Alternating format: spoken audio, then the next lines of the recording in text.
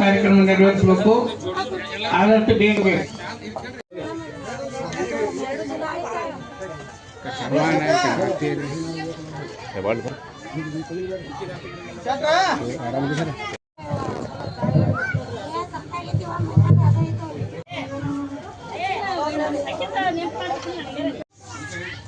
ಶ್ರೀ ಅಬ್ದುಲ್ ಪೀರಾ ಜಮಖಂಡಿ ಅವರು ಆಗಮಿಸ್ತಾ ಇದ್ದಾರೆ. ಅವರು ಕೂಡ ವೇದಿಕೆಗೆ ಸ್ವಾಗತ. ಆಗ ವೇದಿಕೆಯಲ್ಲಿ ಆಸೀನರಾಗಬೇಕಂತ ಹೇಳಿ ಅವರನ್ನು ಕೇಳ್ಕೊತೀನಿ. ಶ್ರೀ ಅಬ್ದುಲ್ ಪೀರಾ ಜಮಖಂಡಿ ಸಾಹೇಬ್.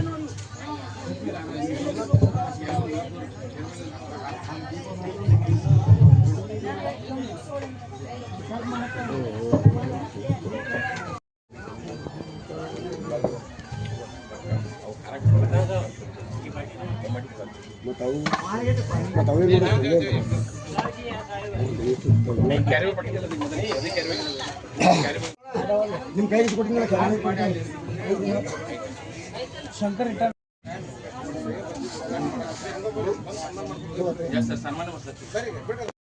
ಇಲ್ಲಿ ನೋಡ್ರು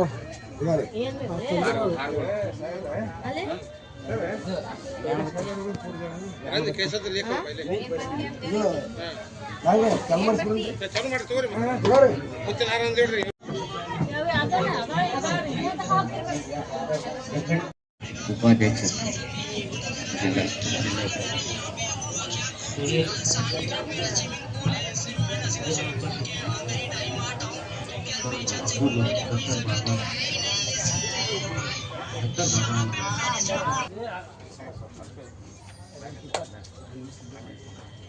ಸಾಕಷ್ಟು ಮರಿ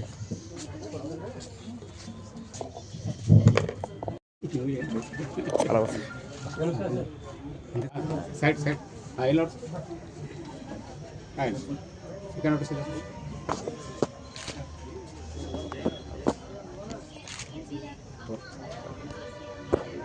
ಜ್ಯೋತಿ ಬೆಳಗುವುದರಿಂದ ಕಾರ್ಯಕ್ರಮ ನೆರವೇರಲಿದೆ.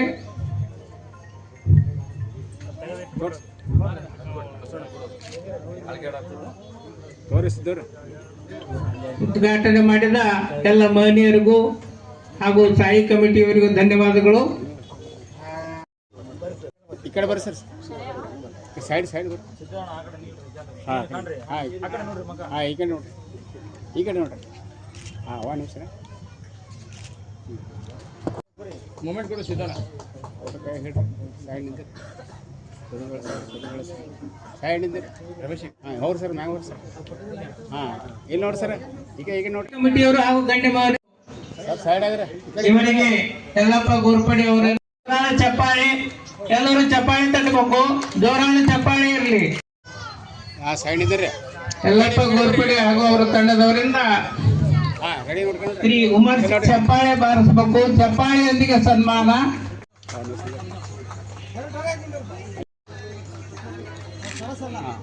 ಗೋರ್ಪಡೆ ಹಾಗೂ ಅವರ ತಂಡದವರಿಂದ ಸನ್ಮಾನ. ಈಗ ನೋಡ್ರಿ ಸರ್, ಸೈಡ್ ಬರ್ರಿ, ಸೈಡ್ ಬರ್ರಿ. ಸನ್ಮಾನ ಚಪ್ಪಾಳೆ ಇರಬೇಕು. ನೋಡ್ರಿ ಸೈಡ್. ಹಾಂ ಇಲ್ಲಿ ನೋಡ್ರಿ,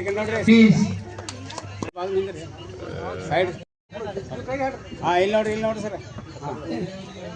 ಹಾಂ ಇಲ್ಲಿ ನೋಡ್ರಿ ಸರ್.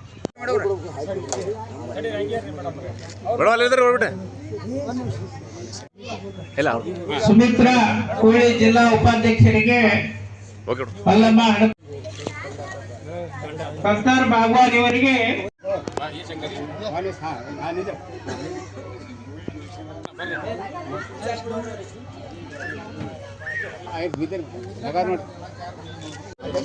ಸಿದ್ದು ಹಡಪದವರಿಗೆ.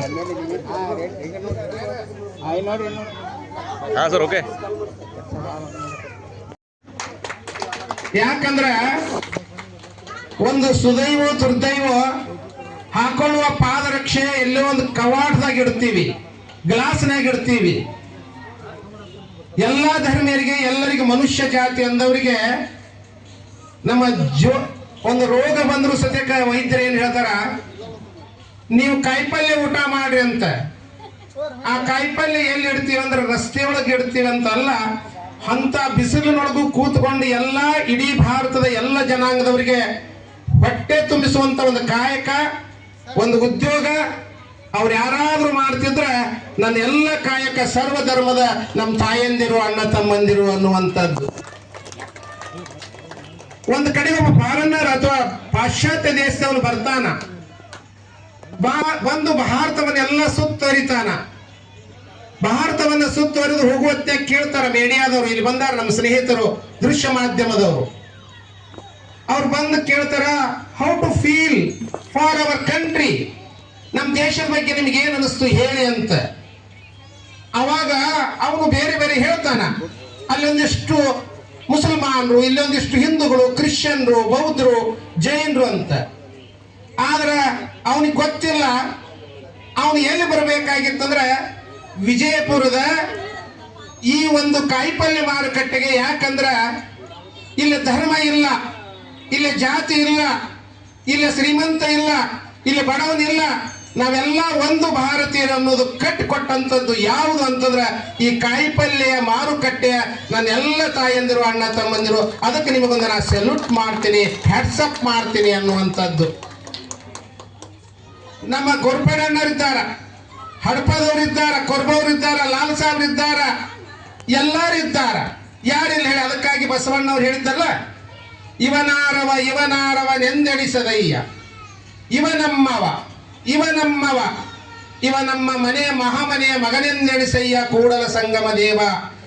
ಈ ದೇಶ, ಈ ನಾಡು, ಈ ಸಂಸ್ಕೃತಿ ಏನು ಕಲಿಸ್ಕೊಡ್ತದಂದ್ರ ಇಲ್ಲಿ ಹಿಂದೂಗಳಲ್ಲ, ನಾವು ಮುಸಲ್ಮಾನರಲ್ಲ, ನಾವು ಕ್ರಿಶ್ಚಿಯನ್ರಲ್ಲ, ಬೌದ್ಧರು, ಜೈನರಲ್ಲ, ನಾವೆಲ್ಲ ಯಾರು ಅಂತಂದ್ರ ಭಾರತಾಂಬೆಯ ಮಕ್ಕಳು, ನಾವೆಲ್ಲ ಭಾರತೀಯರು ಅನ್ನುವಂತ ಸಂಸ್ಕೃತಿಯನ್ನು ಕಟ್ಟಿಕೊಂಡು ಎಷ್ಟು ಚಂದ ಬಿಸಿಲಿನೊಳಗ ಕಾಯಿಪಲ್ಯ ವ್ಯವಹಾರ ಮಾಡ್ತೀರಿ. ಅದಕ್ಕೆ ಹೇಳ್ತಾರ, ಸಿದ್ದೇಶ್ವರ ಅಪ್ಪಗೋಳು ಒಮ್ಮೆ ಹಮಾಲ ಕಾಲನಿ ಅಂತಂದ್ರೆ ಅದಕ್ಕೆ ಅವ್ರು ಕಾಯಕ ನಗರ ಅಂತ ಹೆಸರು ಕೊಟ್ರು. ನಿಮ್ಮೊಳಗೆ ಏನು ಉದ್ದೇಶ ಅದಂದ್ರ ಈ ಬಿಸಿಲಿನೊಳಗೆ ಕುಂದಿರ್ತೀರಿ, ನೆರಳಿನೊಳಗೆ ಕುಂದಿರ್ತೀರಿ, ಚಳಿಗಾಲ ಮಳೆಗಾಲದೊಳಗೆ ಕುಂದಿರ್ತೀರಿ, ಮಳೆಯ ಗುಡುಗು ಮಿಂಚುಗಳಿಗೆ ಅಂಜದೆ, ಬಿಸಿಲಿಗೂ ಅಳುಕದೆ ಅಂತದ್ರೊಳಗೆ ಕೂತುಕೊಂಡು ನಮ್ಮೆಲ್ಲರಿಗೂ ಚಲೋ ಚಲೋ ತಾಜಾ ಕಾಯಿಪಲ್ಯ ಕೊಡುವುದಲ್ಲ ನಿಮ್ಮ ಉದ್ದೇಶ. ಹಣ ಗಳಿಸುವ ಉದ್ದೇಶ ಅಲ್ಲ. ಏನು ಉದ್ದೇಶ ಅಂದ್ರೆ ಕಾಯಕ, ಕೆಲಸ. ಅದಕ್ಕಾಗಿ ಬಸವಣ್ಣವರಂದ್ರು ವರ್ಕ್ ಈಸ್ ವರ್ಷಿಪ್, ಕಾಯಕವೇ ಕೈಲಾಸ ಅಂತ ಹೇಳಿದ್ರು. ಇನ್ನೂ ಕಾರ್ಯಕ್ರಮ ಉದ್ಘಾಟನೆ ಆಗಿಲ್ಲ, ಬಂದ ನಂತರ ಮಾಡೋಣ. ಅಂದ್ರೆ ಮತ್ತೆ ನಿಮ್ಮನ್ನ 12ನೇ ಶತಮಾನದ ಬಸವಣ್ಣವರ ಕಾಲಕ್ಕೆ ಕರ್ಕೊಂಡು ಹೋಗ್ತೀನಿ. ಎಲ್ಲೋ ಜೀಸಸ್ ಪ್ರವಾದಿಗಳ ಕಾಲದೊಳಗ ಬಸವಣ್ಣವ್ರು ಏನ್ ಮಾಡ್ತಿದ್ರು, ಶರಣಮ್ಮನವ್ರ ಅವ್ರು ಯಾರ ಮನೆಗೆ ಮಹಾಮನಿಗೆ ದಾಸೋಹಕ್ಕೆ ಹೋದಾಗ ನಮ್ಮ ಇಲ್ಕೆಲ್ಲದ ಡಾಕ್ಟರ್ ಆಗ್ತಕ್ಕಂಥ ಶಶಾಂಕ್ ಅವರಿದ್ದಾರೆ, ಮತ್ತು ಶರಣಮ್ಮನವರಿದ್ದಾರೆ, ಉಪನ್ಯಾಸಕರಿದ್ದಾರೆ, ಮಣಿಗೌಡರಿದ್ದಾರೆ, ಪೌಡಪ್ಪನವರಿದ್ದಾರೆ, ಮತ್ತು ಪೀರಾನವರಿದ್ದಾರೆ, ಮತ್ತು ಇವರು ನಮ್ಮ ತಾಗೆ ಅವರಿದ್ದಾರೆ, ಮತ್ತು ಎಲ್ಲ ಬಿಜಾಪುರದ ಎಲ್ಲ ನಾಯಕರುಗಳೇ, ಮತ್ತು ಎಲ್ಲ ಇಲ್ಲಿ ಬಂದು ಶಿಸ್ತಿನಿಂದ ಕೂಡ್ತಕ್ಕಂಥ ನಮ್ಮ ಎಲ್ಲ ಅಕ್ಕ ತಂಗಿಯರೇ, ಬಂಧುಗಳೇ. ಇವತ್ತು ನಾನು ಬೆಂಗಳೂರಿನಿಂದ ಈ ಕಾರ್ಯಕ್ರಮಕ್ಕೆ ಬಂದು ಈ ಕಾರ್ಯಕ್ರಮ ನೋಡಿ ಬಹಳ ಸಂತೋಷವಾಗಿದೆ. ಬೀದಿ ಬದಿ ವ್ಯಾಪಾರಿಗಳು ಅಂತಂದ್ರೆ ಒಂದೊಂದು ಕಾಲದಲ್ಲಿ ಬೀದಿ ವ್ಯಾಪಾರ ಅಂದ್ರೆ ಕೀಲು ವ್ಯಾಪಾರ ಏನಲ್ಲ. ಈ ವಿಜಯನಗರ ಸಾಮ್ರಾಜ್ಯದಲ್ಲಿ ಬೀದಿಯಲ್ಲಿ ಮುತ್ತು ರತ್ನಗಳನ್ನು ಮಾಡುತ್ತಿದ್ದರು. ಆದ್ರೆ ಇವತ್ತು ನಮ್ಮ ಬೀದಿ ಬದಿ ವ್ಯಾಪಾರಿಗಳ ಸ್ಥಿತಿ ಗತಿ ನೋಡಿದ್ರೆ ಬಹಳ ಒಂದು ಕರುಣಾಜನಕವಾಗಿದೆ. 2014ರಲ್ಲಿ ನಮ್ಮ ಮನಮೋಹನ್ ಸಿಂಗ್ ಸರ್ಕಾರ ಬೀದಿ ಬದಿ ವ್ಯಾಪಾರಿಗಳ ಒಂದು ಕಾಯ್ದೆ ಬೇಕು, ಲೈವ್ಲಿಹುಡ್ ಜೀವನ ರಕ್ಷಣಾ ಉಪಾಯಕ್ಕೆ ಬೇಕು ಅಂತ ಹೇಳಿ ಬೇಡ್ಕೊಂಡು ನಮ್ಮ ಈ ಅರ್ಬನ್ ಡೆವಲಪ್ಮೆಂಟ್ ಮಿನಿಸ್ಟರ್ ಇರ್ತಕ್ಕಂಥ ಅಜಯ್ ಮಾಕನ್ ಅವರು ಈ ಒಂದು ಕಾಯ್ದೆ ತಂದು ನಮ್ಮ ಬೀದಿ ಬದಿ ವ್ಯಾಪಾರಿಗಳಿಗೆ ಒಂದು ಸುರಕ್ಷತೆಯನ್ನು ಕೊಟ್ಟಿದ್ದಾರೆ. ಮತ್ತು ಇವಾಗ ಈ ಬೀದಿ ಬದಿ ವ್ಯಾಪಾರಿಗಳು ಮತ್ತು ವಿಜಯಪುರದಲ್ಲಿ ಇರ್ತಕ್ಕಂಥ ಈ ಕಾಯಿಪಲ್ಯ ಮಾರ್ಕೆಟ್ ಅನ್ನು ನೋಡಿ ನನಗೆ ಬಹಳ ಸಂತೋಷವಾಗಿದೆ. ಮತ್ತು ಈ ಕಾರ್ಯಕ್ರಮವನ್ನು ನಮ್ಮ ಲಾಲ್ ಸಾಬ್ ಕೋರ್ಬೋ ಅವರು ಒಂದು ಒಳ್ಳೆಯ ರೀತಿಯಲ್ಲಿ ನಡೆಸಿಕೊಂಡು ಬಂದಿದ್ದಾರೆ. ಬರ್ತಕ್ಕಂಥ ದಿನಗಳಲ್ಲಿ ಬೀದಿ ಬದಿ ವ್ಯಾಪಾರಿಗಳ ಯಾವುದೇ ತೊಂದರೆ ಇದ್ರೆ ನಮ್ಮ ಕೆಪಿಸಿಸಿ ಬೀದಿ ಬದಿ ವ್ಯಾಪಾರಿಗಳ ವಿಭಾಗ ನಿಮ್ಮ ಜೊತೆ ಯಾವಾಗಲೂ ಇರುತ್ತದೆ. ನಿಮ್ಮ ತೊಂದರೆಗಳಿಗೆ ನಾವು ಸ್ಪಂದಿಸುತ್ತೇವೆ. ಈಗಾಗಲೇ ನಮ್ಮ ಕೆಪಿಸಿಸಿ ಉಪಾಧ್ಯಕ್ಷರು ಬಾಳಪ್ಪನವರು, ಮಣಿಗೌಡರು ಮತ್ತು ಎಲ್ಲ ನಮ್ಮ ಶಶಾಂಕ್ನವರು, ಕಾಗೆ ಅವರು, ಲಾಲ್ ಸಾಬ್ ಅವರು ಇದ್ದಾರೆ. ಅವೆಲ್ಲರಿಗೂ ನಾನು ಇದೇ ಈ ಕಾರ್ಯಕ್ರಮದ ನಂತರ ತಿಳಿಸುತ್ತೇನೆ. ಈ ಬೀದಿ ಅದಕ್ಕಾಗಿ ಇವತ್ತು ಈ ಸಂದರ್ಭದಲ್ಲಿ ನಮ್ಮ ಬೀದಿ ಬದಿ ವ್ಯಾಪಾರಿಗಳು ಯಾವುದೇ ತೊಂದರೆ ಆಗಲಿ, ಮಾರಾಟ ಬೆಲೆಗಳಾಗಲು ಟೌನ್ ವೆಂಡಿಂಗ್ ಝೋನ್ ಅಂತ ಹೇಳಿ ನಾವು ಇವಾಗಲೇ ನಮ್ಮ ಆಯುಕ್ತರಿಗೆ, ಕಮಿಷನರ್ಗಳಿಗೆ ಪತ್ರ ಬರೆದ ಮುಖಾಂತರ ಹೇಳಿದ್ದೇವೆ. ಮುಖ್ಯಮಂತ್ರಿಗಳಿಗೆ ನಾವು ರಿಕ್ವೆಸ್ಟ್ ಮಾಡಿದ್ದೇವೆ ಮತ್ತು AICC ಕರ್ನಾಟಕ ಕಾರ್ಯದರ್ಶಿ ಆಗ್ತಕ್ಕಂಥ ನಮ್ಮ ರಣದೀಪ್ ಸುರ್ಜೇವಾಲ ಅವರಿಗೆ ಹೇಳಿದ್ದೇವೆ. ನಮ್ಮ ಬೀದಿ ಬದಿ ವ್ಯಾಪಾರಿಗಳಿಗೆ ಒಂದು ಸಪರೇಟ್ ಒಂದು ನಿಗಮ ಮಂಡಳಿಯನ್ನು ಕೊಡಬೇಕು ಅಂತ ಕೇಳಿದ್ದೇವೆ. ನಾವು ಅವರಿಗೆ ಕೇಳ್ಕೊಂಡಿದ್ದೇವೆ. ಬೀದಿ ಬದಿ ವ್ಯಾಪಾರಿಗಳ ಟೌನ್ ವೆಂಡಿಂಗ್ ಕಮಿಟಿ ಆಗಿಲ್ಲ, ಸರ್ಕಾರ ಮಟ್ಟದಲ್ಲಿ ಏನೂ ಇನ್ನೂ ಇಂಪ್ಲಿಮೆಂಟ್ ಆಗಿಲ್ಲ ಅಂತಂದ್ರೆ ಈ ಚುನಾವಣೆ ಆದ್ಮೇಲೆ ನಾವು ಬೀದಿ ಬದಿ ವ್ಯಾಪಾರಿಗಳ ಒಂದು ಸಪರೇಟ್ ಕಾರ್ಪೊರೇಷನ್ ಬೋರ್ಡ್ ಅನ್ನು ಕೊಡ್ತೀವಿ ಅಂತ ಹೇಳಿದ್ದಾರೆ. ಅದಕ್ಕಾಗಿ ನಾನು ಈ ಒಂದು ವೇದಿಕೆಯಿಂದ ನಮ್ಮ ಎಲ್ಲಾ ಕೆಪಿಸಿಸಿ ಪ್ರತಿನಿಧಿಗಳಿಗೆ ಮತ್ತು ನಮ್ಮ ರಾಜ್ಯಾಧ್ಯಕ್ಷರಾಗ್ತಕ್ಕಂಥ ಡಾಕ್ಟರ್ C. ರಂಗಸ್ವಾಮಿ ಅವರಿಗೆ ತಿಳಿಸುವುದೇನೆಂದ್ರೆ, ನಾವೆಲ್ಲರೂ ಬೀದಿ ಬದಿ ವ್ಯಾಪಾರಿಗಳಿಗಾಗಿ ಹೋರಾಟ ಮಾಡೋಣ ಮತ್ತು ಅವರ ಜೀವನೋಪಾಯಕ್ಕಾಗಿ ನಾವು ಅವರಿಗೆ ಸಹಕಾರ ಮಾಡೋಣ ಎಂದು ಹೇಳುತ್ತಾ ನಾನು ಈ ಒಂದು ಕಾರ್ಯಕ್ರಮದಲ್ಲಿ ಆ ನಂಬರ್ 1 ಇದ್ದಂಗ ಯಾರು ತಪ್ಪು ತಿಳ್ಕೊಬೇಡ್ರಿ. ನಂಬರ್ 1 ಇದ್ದಂಗ ಸಾಯಿಬಾಬಾನ ಫಂಕ್ಷನ್ ಮಾಡಿದ್ರಿ. ಖರೆ ಬೀದಿ ವ್ಯಾಪಾರದವ್ರನ್ನ ತಾವು ಕೊಡ್ಸಕ್ಕಾಗಿಲ್ಲ. ಇಲ್ಲಿ ಎಲ್ಲ ತಾಲೂಕು ನಾವು ಜಿಲ್ಲೆದಾಗ 5,000-6,000 ಮಂದಿ ಕೊಡಿಸ್ತೇವೆ ತಾಲೂಕಿನಾಗ. ಇದು ಬಿಜಾಪುರ ಜಿಲ್ಲೆ ಅಂದ್ರೆ ಲಕ್ಷಗಟ್ಟಲೆ ಮಂದಿ ಕೊಡ್ಬೇಕು ಇಲ್ಲಿ. ಅದನ್ನ ಯಾಕೆ ಮಾಡಕತ್ತೀರ ಅನ್ನೋದು ನನಗೆ ತಿಳಿಲಿಲ್ಲ. ಯಾಕಂದ್ರೆ ಎಲ್ಲರದಾಗೂ ನಂಬರ್ 1 ಐತಿ, ಎಲ್ಲದರದಾಗೂ ಜನ ಅದರಿ. ನೀವು ಲಿಸ್ಟ್ ತೆಗೆದು ನೋಡಿದ್ರಂದ್ರೆ ಬಿಜಾಪುರ ಫಸ್ಟ್ ಐತಿ. ಆ ಬಿಜಾಪುರ ಫಸ್ಟ್ ಇದ್ರಂದ್ರೆ ಈ ಸಂಘದ ಎಲ್ಲ ಸಂಘದವರು ಭಾಳ ಮಂದಿ ಇದ್ದಾರೆ. ಈ ಸಂಘದವ್ರು ಯಾಕೆ ಬಂದಿಲ್ಲ ಅನ್ನೋದು ನನಗೆ ವಿಚಾರ. ಈಗ 4 ಮಂದಿಗೆ ಮಾರಾಕತ್ತಾರ, ಈಗ ಮುಂದೆ ಕೂತಾರ, ಅದು ವಿಚಾರ ಅಲ್ಲ. ಯಾರೋ ಒಬ್ರು ಕೂತಿರ್ತಾರೆ ತಮ್ಮ ಪಾಲಿಗೆ. ಯಾಕಂದ್ರೆ ನಮ್ಮ ಬಡತನ ಪರಿಸ್ಥಿತಿ ಐತಿ. ಇವತ್ತು ಮಾಡಿದ್ರಂದ್ರೆ ಇವತ್ತು ನಮ್ಮ ಒಲಿ ಹತ್ತನವರು ಅದಾರ, ಅದು ಮಾಡಲಿ ಓಕೆ ಅಂದರೂ. ಈಗ ಮುಂದಿನ ದಿನಮಾನದಲ್ಲಿ ನಾ ಹೇಳೋದಂದ್ರೆ ಸಿದ್ದು ಅವ್ರಿಗೆ, ನಿಮ್ಮ ಟೀಮಿಗೆ, ಲಾಲ್ ಸಾಬ್ ಅವ್ರಿಗೆ, ಇದು ಜನ ಸಾಯಿಬಾಬಂದು ಮಾಡ್ರಿ, ದೇವರೆಲ್ಲರಿಗೂ ಒಳ್ಳೇದ ಮಾಡ್ತಾನೆ. ಅದ್ರ ಜೊತೆ ಫಂಕ್ಷನ್ ಎಲ್ಲ ಕಡೆ ನೋಡ್ರಿ, ಎಲ್ಲ ಕಡೆ ಅಡ್ಡಾಡ್ರಿ. ಜಮಖಂಡಿ ನೋಡ್ರಿ, ಎಲ್ಕಲ್ ನೋಡ್ರಿ, ಮುದ್ದೆಬಾಳ್ಯಾಗೂ ಮಾಡ್ಯಾರ. ನಿಮ್ಮ ಬಿಜಾಪುರ ಡಿಸ್ಟಿಕ್ ನೀವೇ ಮಾಡಕ್ಕೆ ಹಚ್ತೀರಿ, ಅದನ್ನು ಲಾಲ್ ಸಾಬ್ ಅವರೇ ಮಾಡಕ್ಕೆ ಹಚ್ತೀರಿ. ಅಂದ್ರೆ ಜನ ಕೊಡಿಸೋದು ವ್ಯವಸ್ಥೆ ಮಾಡಬೇಕು. ಜನರಿಗೆ ಏನು ಅಭಿಪ್ರಾಯ ಬರ್ಬೇಕಂದ್ರೆ ಅವ್ರಿಗೆ ಏನು ತಲುಪಬೇಕು ಅನ್ನೋದು ಗೊತ್ತಾಗಬೇಕು ಬೀದಿ ವ್ಯಾಪಾರದವ್ರಿಗೆ. ಈಗ ನಮ್ಮ ಬೀದಿ ವ್ಯಾಪಾರದವ್ರಿಗೆ ನಮ್ಮ ಎಷ್ಟು ದಿವಸ ಸೌಲಭ್ಯ ಬರಕತ್ತೇವು, GPS ಮಾಡಕತ್ಯಾರ. ಈಗೇನು ವೆಂಡಿಂಗ್ ಜೂನ್ ಮಾಡಲಿಲ್ಲ ಅಂದರೂ ನಾವು ಎಲ್ಲಿ ಕೂತೀವೋ ಅಲ್ಲೇ GPS ಮಾಡಕತ್ಯಾರ. ಆ ಜಾಗ ಅವ್ರಿಗೆ ಆಕತ್ತೆ. ಅಲ್ಲೆಲ್ಲಿ ಕೂತಿರ್ತಾರೆ ಅಲ್ಲೆಲ್ಲ ಜಾಗ ಅವ್ರಿಗೆ ಆಗಾಕತ್ತೈತಿ. ಅದನ್ನು ಮಾಡೋಕಂಕಾರ ನಮ್ಮ ರಾಜ್ಯಾಧ್ಯಕ್ಷರು ನಾವು ಇಟ್ಟರು ಕೊಡಿಕೇಶಿಂದ ಭಾಳ ಬೆನ್ನತ್ತೇವೆ ಅದಕ್ಕೆ.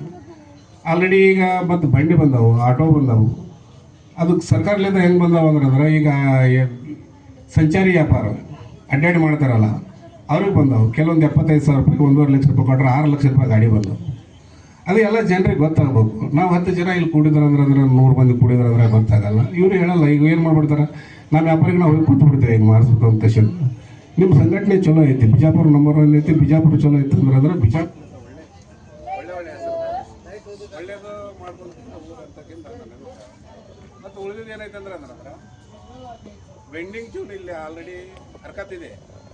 ಈಗ ಬಿಸಿಲು ಮಳೆ ಚಳಿ ನಮ್ಮ ಇನ್ನೂ ಈಗ ಫಸ್ಟಿಗೆ ನಮ್ಮ ಭಾಷಣ ಮಾಡಿದ್ರೆ ಹೇಳಿದ್ರು, ಬಿಸಿಲಾಗ ಭಾಳ ಮಂದಿ ಕುಂದಿರ್ತಾರೆ. ಬಿಸಿಲು ಬೆಟ್ಟ ಕಸಿಂದ ನೆರಳ ಕುಂದಿರ್ಬೇಕು ಅನ್ನೋದಾದ್ರೆ ವೆಂಡಿಂಗ್ ಜೂನ್ ಕೈ ಹಾಕ್ರಿ. ಆಲ್ರೆಡಿ ಜೂನ್ ವೆಂಡಿಂಗ್ ಜೂನ್ ಅಂದ್ರೆ ಸುತ್ತಲೇನು ವೆಂಡಿಂಗ್ ಜೂನ್ ಬರಕತ್ತೇವೆ, ಅದನ್ನು ಮಾಡಿಸ್ರಿ. ಅದು ನಿಮ್ಮ ಲಾಲ್ ಸಾಬ್ರಿಗೆ ಗೊತ್ತೈತೆ, ಅದೆಲ್ಲ ಓದಿದ ಮಾಡ್ರಿ.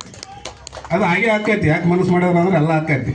ಅದಕ್ಕೆ ಏನು ಸಪೋರ್ಟ್ ಬೇಕು, ನಾವು ಮಾಡ್ತೇವೆ ಅಂತ, ಎಲ್ಲರೂ ಇರ್ತೇವೆ ಅಂತ, ಎಲ್ಲರೂ ಕೂಡಿ ಮುಂದಿನ ದಿನಮಾನದಲ್ಲಿ ಮಾಡೋಣ ಅಂತ ಕಸಿಂದ ಆಲ್ರೆಡಿ ಟೈಮ್ನು ಭಾಳ ಆಗೈತಿ. ಈಗ ನನ್ನೇ ಅಡಮಾತನ್ನು ಫುಲ್ ಇದೆ. ಇವರೇ ಅಷ್ಟೇ ಮಾತಾಡ್ತಾರೆ, ಇವರೇ ಅಷ್ಟೇ ಕೇಳ್ಕೊತಾ ಇದ್ದಾರೆ. ಈ ಫಂಕ್ಷನ್ ನಮಗೋಸ್ಕರ ಅಲ್ಲ. ಯಾರಿಗೋಸ್ಕರ ಮಾಡ್ತಾ ಇರೋದು? ನಿಮಗೋಸ್ಕರ. ಬೀದಿ ಬದಿ ವ್ಯಾಪಾರಿಗಳದ್ದು ಸಂಘಟನೆ ಆಗಿ ಈ ಫಂಕ್ಷನ್ ನಡೀತಾ ಇದೆ. ಅದೇ ನಾನು ನಿಮ್ಗೆ ನಮಸ್ಕಾರ ಹೇಳ್ತಾ ಇರೋದಕ್ಕೆ ಉದ್ದೇಶ ಏನಂದ್ರೆ, ನೀವು ಕೂಡ ಇಲ್ಲಿ ಇದ್ದೀರಿ ಅಂತ ನಂಗೆ. ನಿಮ್ ಬಾಡಿ ಬೇಡ, ನಿಮ್ ಮನಸ್ಸು ಕೂಡ ಇಲ್ಲಿ ಇರಬೇಕು. ಎಲ್ಲರೂ ಇದ್ರಿ ಅಲ್ಲ ಇಲ್ಲಿ? ಎಲ್ಲರಿಗೂ ನಮಸ್ಕಾರ. ಜೋರ್ಲಿ ಅಂದ್ರಿ ನಮಸ್ಕಾರ ಅಂತ. 2 ಕೈ ಮ್ಯಾಗಪ್ಪ ಅಂದ್ರಿ ನಮಸ್ಕಾರ. ಇವತ್ತಿನ ದಿನ 15ನೇ ವರ್ಷದ ಜಾತ್ರೋತ್ಸವ ಶ್ರೀ ಸಾಯಿಬಾಬಾ ಇವ್ರದ್ದು ಜಾತ್ರೋತ್ಸವ ನಿಮಿತ್ತವಾಗಿ ಬೀದಿ ಬದಿ ವ್ಯಾಪಾರಿಗಳ ಸಂಘಟನೆ ಇವರ ಸಂಯುಕ್ತ ಆಶ್ರಯದಲ್ಲಿ ವಿಜಯಪುರ ಇದು ಸ್ಯಾಟಲೈಟ್ ಬಸ್ ಸ್ಟ್ಯಾಂಡ್ ಹತ್ರ ಏನ್ ನಾವು ಕಾರ್ಯಕ್ರಮನ ಹಮ್ಮಿಕೊಂಡಿದ್ದೇವೆ. ಈ ಕಾರ್ಯಕ್ರಮಕ್ಕೆ ಉದ್ಘಾಟಕರಾದಂತ ಮಾಜಿ ಸದಸ್ಯರು ಮಹಾನಗರ ಪಾಲಿಕಾ ವಿಜಯಪುರದವರು ಶ್ರೀ ಉಮೇಶ್ ವಂದಲ್ ಅವರಿಗೆ ನಮಸ್ಕರಿಸ್ತಾ, ಅದೇ ರೀತಿ ನಮ್ಮ ರಾಜ್ಯ ಕಮಿಟಿ ಕಾರ್ಯಾಧ್ಯಕ್ಷರಾದಂತ ಅತಿಕ್ ಪಟೇಲ್ ಅವರು, ರಾಜ್ಯ ಉಪಾಧ್ಯಕ್ಷರಾದಂತ ಪಾವಡಪ್ಪ ಚಲವಾದಿ ಅವರು, ನಮ್ಮ ತೀರಾ ಜಮಖಂಡಿ ಅವರು, ಹಾಗೂ ಮತ್ತೊಬ್ಬರು ಸಾಹೇಬರು ಆನಂದ್ ಅವಧಿ ಸರ್ ಅವರು, ಹಾಗೂ ನಮ್ಮ ವಿಜಯಪುರ ಜಿಲ್ಲಾ ಅಧ್ಯಕ್ಷರಾದಂತ ಲಾಲ್ಸಾಬ್ ಕೋರ್ಬೆ ಅವರು, ನಮ್ಮ ಶಿವಮೊಗ್ಗದಿಂದ ಬಂದಂತ ಉಪಾಧ್ಯಕ್ಷರು ಮಣಿಗೌಡರು, ಹಾಗೂ ಬಾಗಲಕೋಟೆ ಜಿಲ್ಲಾ ಅಧ್ಯಕ್ಷರಾದಂತ ಅಂಜನೇಯ ಕಾಗೆ ಅವರು, ಹಾಗೂ ವಿಜಯಪುರದ ಡೈನಾಮಿಕ್ ಆಕ್ಟಿವಿಟಿ ಲೀಡರ್ಸ್ಗಳು ಆದಂತ ಅಥವಾ ಬಿಡ್ಬೋದು. ಯಾವ ಕಂಪನಿ ಅವರು ಯಾವಾಗ ಬೇಕಾದ ತೆಗೆದು ಹೋಗಿಬೋದು. ಆದ್ರೆ ನೀವು ಹಂಗಿಲ್ಲ. ಇವತ್ತು ನೀವು ಕಾಯಿಪಲ್ಲೆ ಮಾರೋದು ನೀವು ಬಂದ್ ಮಾಡ್ರಂದ್ರೆ ಇಡೀ ವಿಜಯಪುರದಾಗ ಯಾರಿಗೆ ನಿಮಗೆ ಕಾಯಿಪಲ್ಲೆ ಸಿಗಂಗಿಲ್ಲ. ನೀವು ಮನ್ಸು ಮಾಡ್ರ ದುಡ್ಡು ತಿನ್ನಕಾಗತ್ತೆ ಅನ್ರಿ, ಕಾಯಿಪಲ್ಲೆನ ತಿನ್ಬೇಕು. ಆದ್ರೆ IT ಇಂಜಿನಿಯರ್ಗಳು ಅವರೆಲ್ಲ ತಿಳ್ಕೊಂಡ್ರು.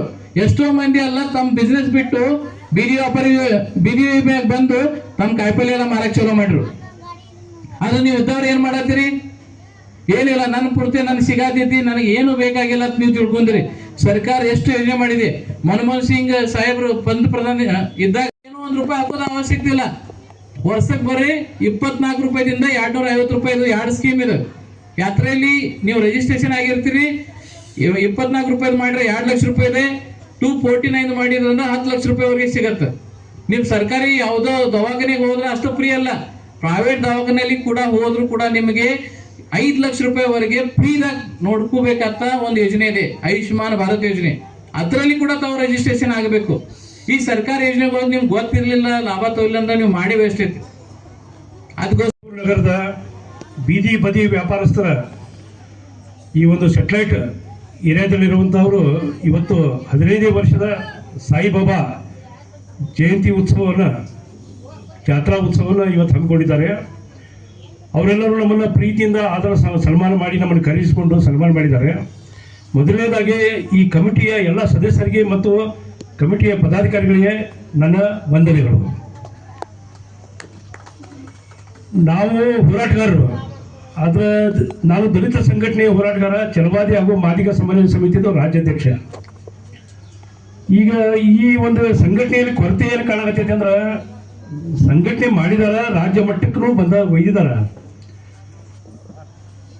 ಈಗ ಈ ಸಂಘಟನೆ ವಿಜಯಪುರದಲ್ಲಿರುವಂಥ ತಾಲೂಕಾ ಮಟ್ಟದ ಮತ್ತು ಇಲ್ಲಿರುವಂಥ ಪದಾಧಿಕಾರಿಗಳು ಎಲ್ಲ ಸೇರಿಕೊಂಡು ಒಂದು ಪೂರ್ವವಾಗಿ ಮೀಟಿಂಗ್ ಮಾಡಿಕೊಂಡು ಪ್ರತಿಯೊಂದು ತಾಲೂಕದಲ್ಲಿ ನಿಮ್ಮ ಹಾಗೇನೆ ಒಬ್ಬರಿಗೆ ನೇತೃತ್ವ ತಗೊಂಡಿರ್ತಾರೆ, ಅವ್ರಿಗೆಲ್ಲ ಮಿನಿಮಮ್ ಒಂದು ಎಲ್ಲರೂ ಕಾಂಟ್ರಿಬ್ಯೂಷನ್ ಆಗಿ ಒಂದೊಂದು ಕ್ರೂಸರ್ ಜನ ಇವತ್ತೊಂದಿನ ಬಿಟ್ಟು ಕೆಲಸ ಬಿಟ್ಟು ಬರಬೇಕು, ಇದಕ್ಕೆ ಅಟೆಂಡ್ ಆಗಬೇಕು ಅಂತೇಳಿ ಒಂದೇನಾರೇ ಅವ್ರಿಗೊಂದು ಹೇಳಿಕೆ ಕೊಡಬೇಕಾಗಿತ್ತು. ಏನೋ ಅನಾನುಕೂಲತೆಯಿಂದ ಆಗಿರೋಕ್ಕಿಲ್ಲ.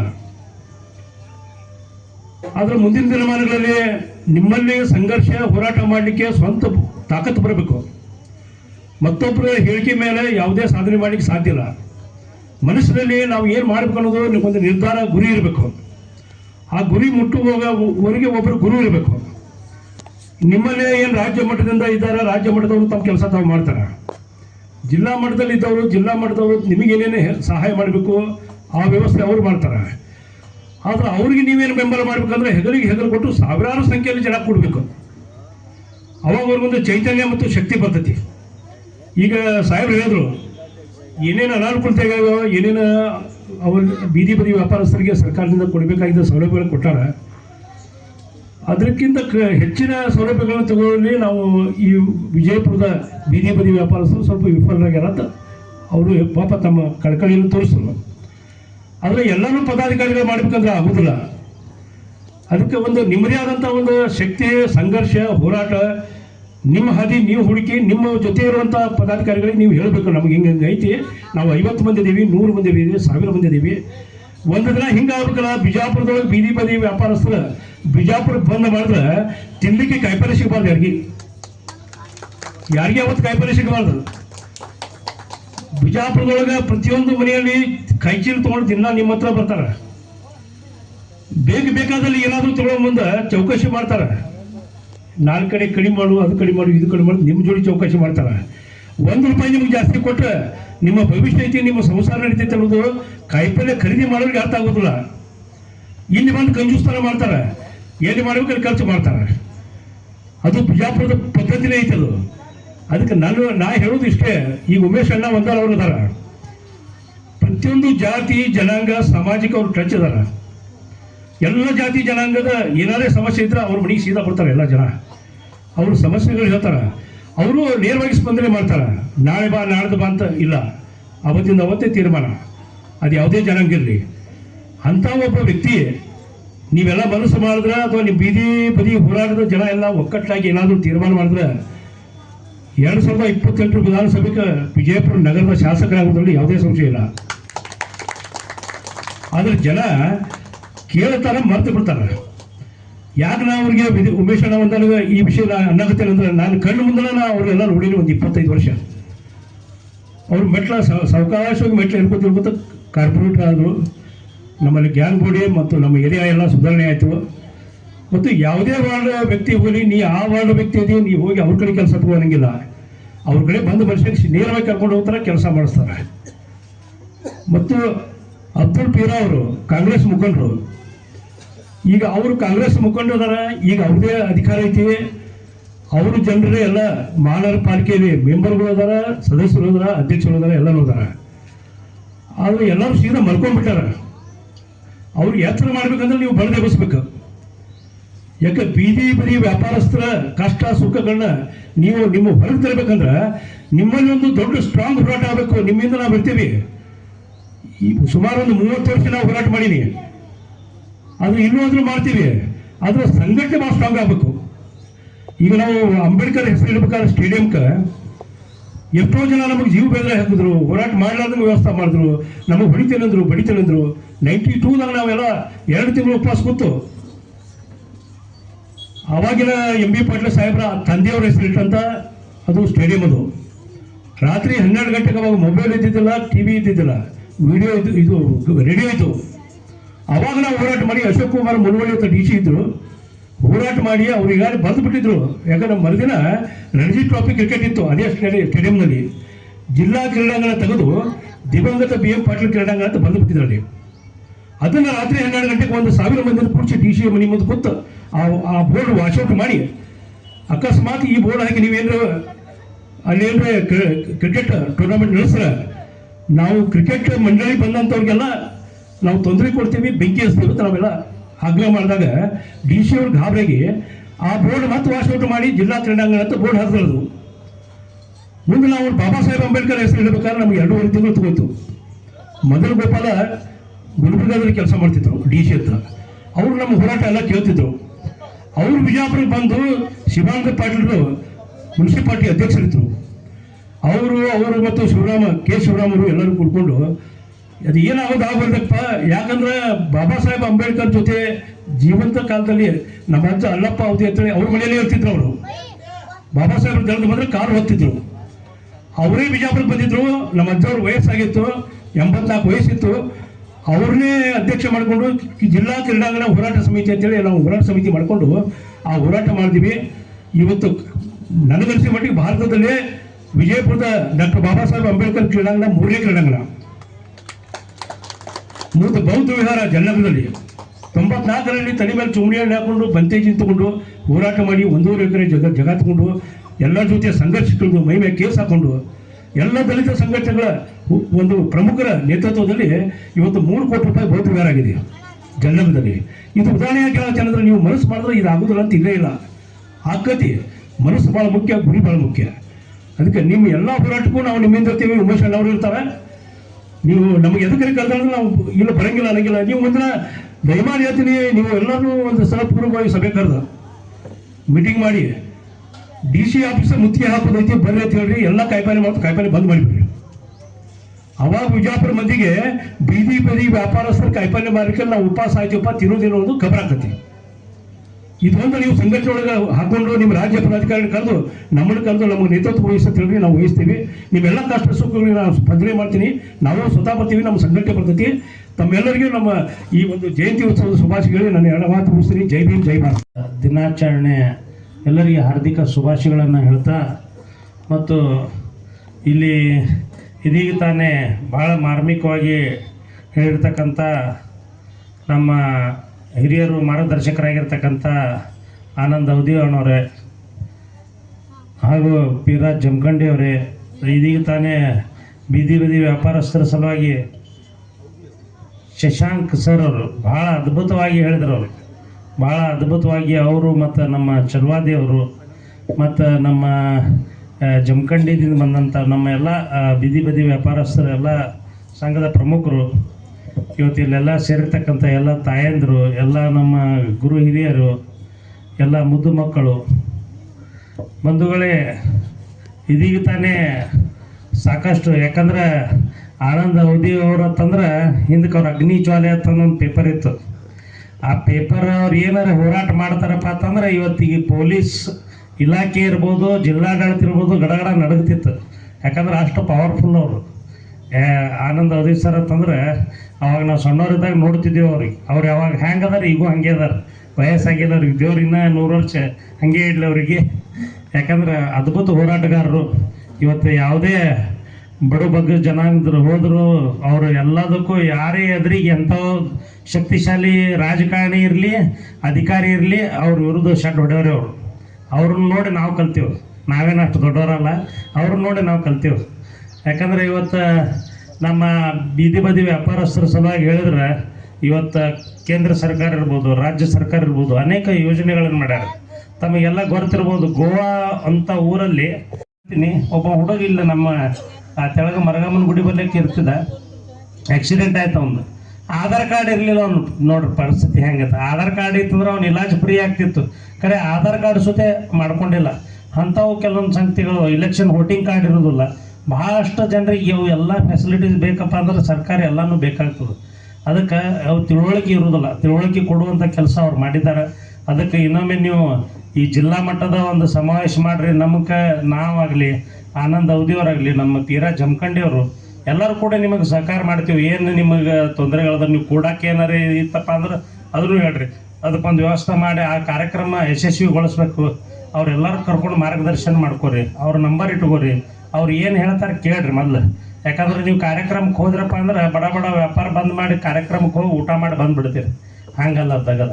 ನೀವು ಕೂತು ಕೇಳಬೇಕು. ಏನು ಅಂದ್ರೆ ನಾಳೆ ನಮ್ಮ ಮಕ್ಕಳ ಭವಿಷ್ಯ ಏನಪ್ಪ, ಅವರು ಬೀದಿ ಮ್ಯಾಗೆ ವ್ಯಾಪಾರ ಮಾಡಿ ಇದು ಆಗ್ಬಾರ್ದು. ಅವರು ಒಂದು ಒಳ್ಳೆಯ ಶಿಕ್ಷಣ ತಗೋಬೇಕು. ಆ ನಿಟ್ಟೊಳಗೆ ಒಂದು ಹೋರಾಟ ಮಾಡ್ಬೇಕಂತಂದು ಅವ್ರೇನು ಹೇಳ್ಕೊಟ್ಟಾರ. ಅವ್ರು ಹೇಳಿದ ಸುಳ್ಳು. ಯಾವತ್ತೂ ನಿಮ್ಮ ಜೊತೆ ಬರ್ತೀವಿ.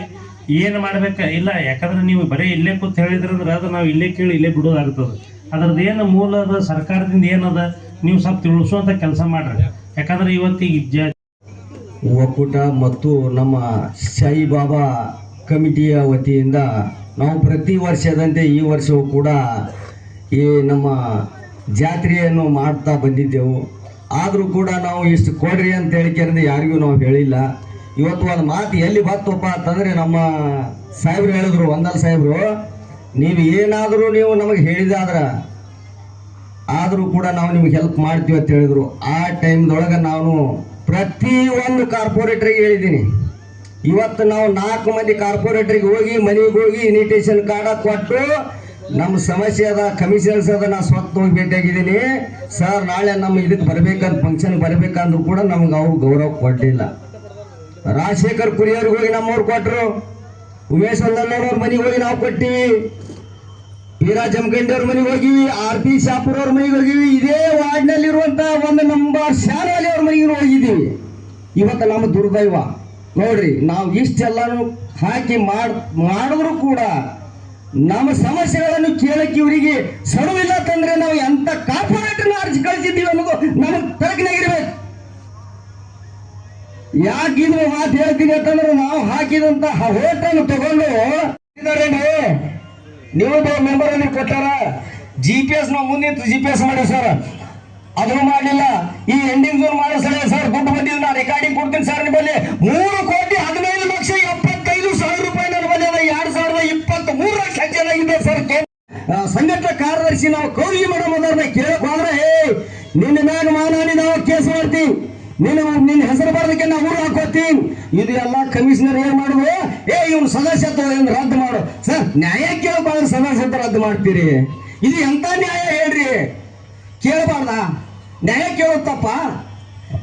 ಕೇಳಿದ್ರೆ ಇದೇ ಆಯುಕ್ತರು ಲಾಲ್ ಸಾಬ್ ಸುಮ್ಮನೆ ನೀನ್ ಏನ್ ಆಗ್ಬೇಕಾಗಿದೆ ಆ ಕೆಲಸ ಮಾಡ್ಕೊಂಡು ಸರ್ ನಾವು ಒಂದು ಮನುಷ್ಯ ಇಲ್ಲಿ ಕೂತು ಬೀದಿಯಲ್ಲಿ ವ್ಯಾಪಾರ ಮಾಡಿ ಬಳಿ ಚಳಿ ಏನೂ ಅಲ್ಲಾರ್ದೇನೆ ಮನಿ ಒಳಗೆ 10 ಮಂದಿ ಕೂತು ಉಣ್ತಾರಲ್ಲ ಅಂತವ್ರಿಗೆ ನಾವು ಊಟ ಹಾಕ್ತೀವಲ್ಲ ಅದು ನಿಮ್ಗೆ ನೋಡುದಿಲ್ಲ.